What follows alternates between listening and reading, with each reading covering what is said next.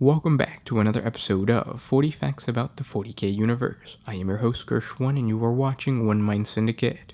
Today we continue talking about Space Marines as we get into the transformation of Marneus Calgar into a Primaris Marine. So basically the process of turning a regular Space Marine into a Primaris Marine. Not a neophyte to a Primaris Marine, but a legendary Space Marine to a Primaris. If you're new to the channel, subscribe. We post Warhammer 40K content every single day. And if you have any suggestions, comment down below. If you enjoy our content, thank our patrons on Patreon. It's because of them that we can create these videos.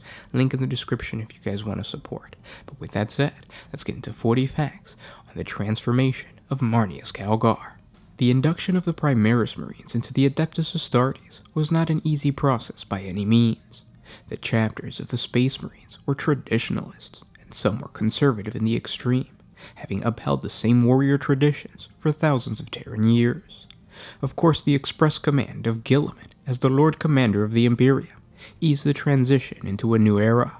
For the Ultramarines and the vast majority of their successor chapters, the word of their risen Primarch was good enough, and many chapters welcomed the Primaris Battle Brothers gladly, but there were those especially secretive or willful chapters who saw the incorporation of the Primaris Marines into their ranks as a dilution of their gene stock and a betrayal of their long-held culture. Some amongst the Adeptus Astartes suspected that the Primaris Marines, being stronger, more durable, and closer in blood to their Primarchs, represented the eventual destruction of the traditional Astarte.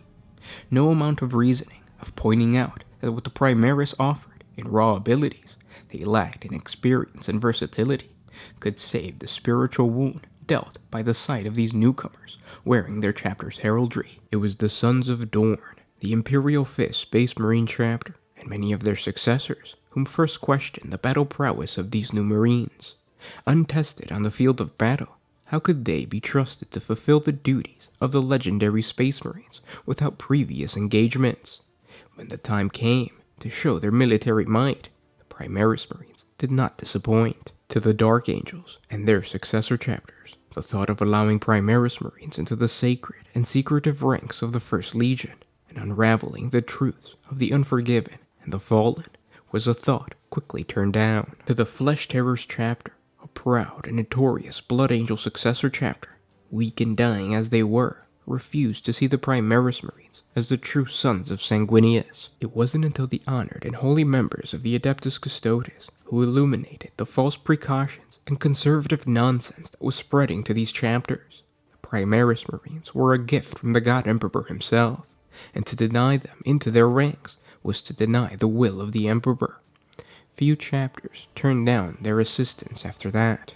Nevertheless, the Primaris Marines of the Ultima Founding found their way into the brotherhoods that the aspirants of yesteryear had given everything they had to join. Questions heavy with the weight of mankind's destiny hung in the air. Would the Primaris Marines ultimately render the traditional Space Marines extinct? Would the identity of each chapter's homeworld be diluted, with so many thousands of new recruits sourced from the stasis vaults of Mars?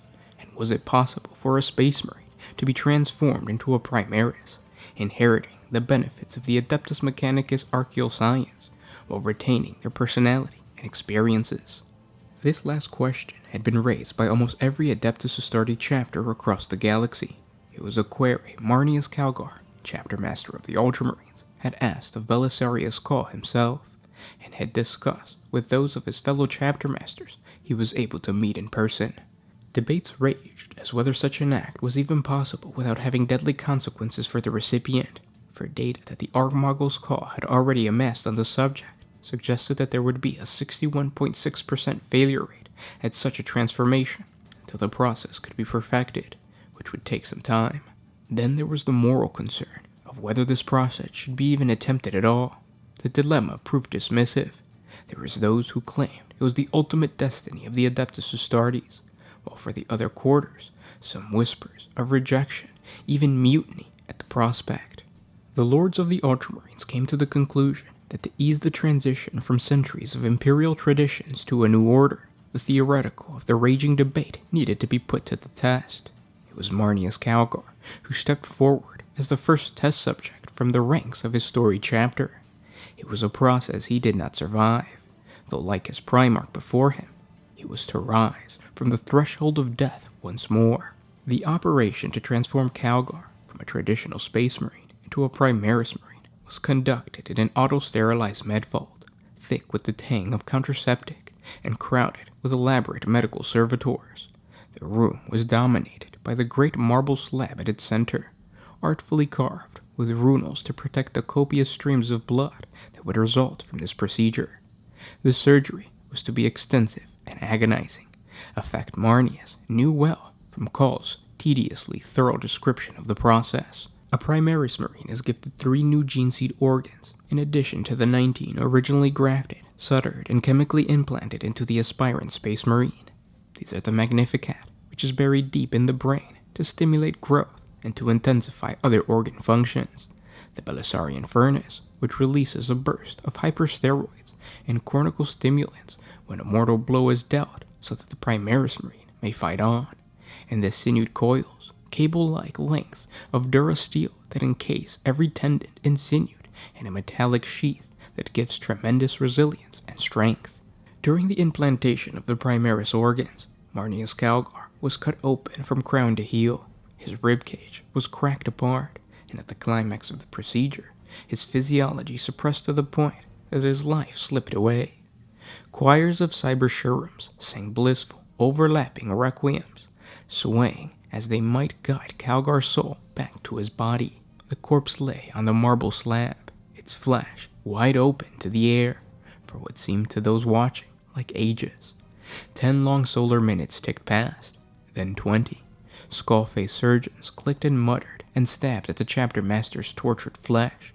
Those around the periphery of the apothecarium theater held their breath in dread. Then, with his wound stitched closed by thousands of jabbing needles, and his mighty heart electrified to a beat once more, the newly forged Marnius Calgar was brought back to life. He broke his bonds with a strangulant, blood-fleckered roar, stumbling to life as Belisarian Furnace brought him to instant battle readiness.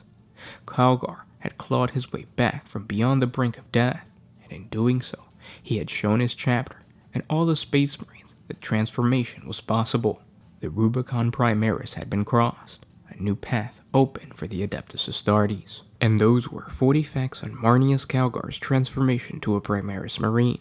I hope you guys enjoyed this video. If you did, share it with your friends on Facebook or Reddit, Twitter, whatever social media you guys use. And thank our patrons on Patreon.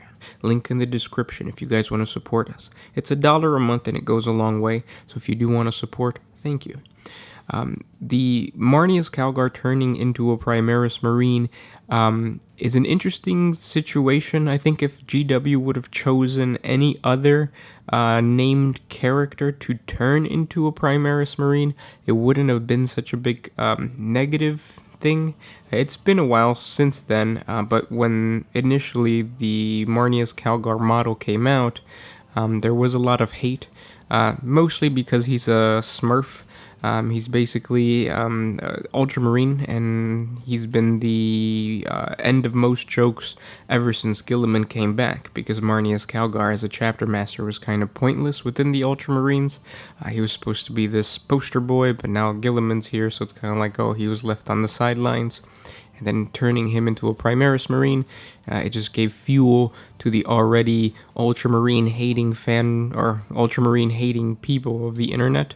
But I do kind of like the idea of turning special characters into Primaris Marines, simply because of the fact that if you play named characters nowadays with a Primaris Marine army, they don't look as good. Like, I have Lysander from my Imperial Fists. He's in Terminator armor. Standing him next to a Primaris Marine, Lysander as a Terminator, and he has a shield and he has his Warhammer, he doesn't look that great.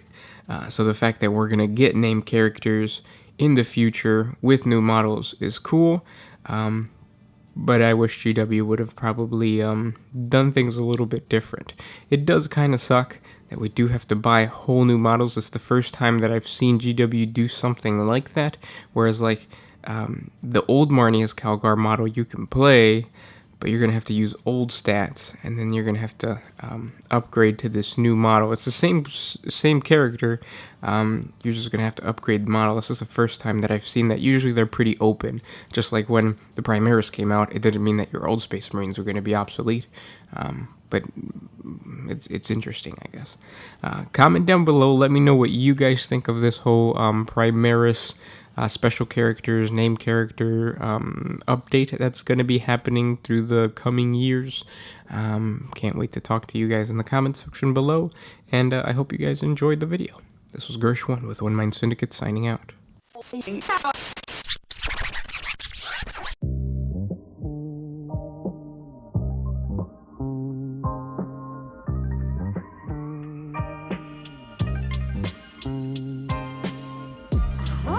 used to put my freedom first in any situation.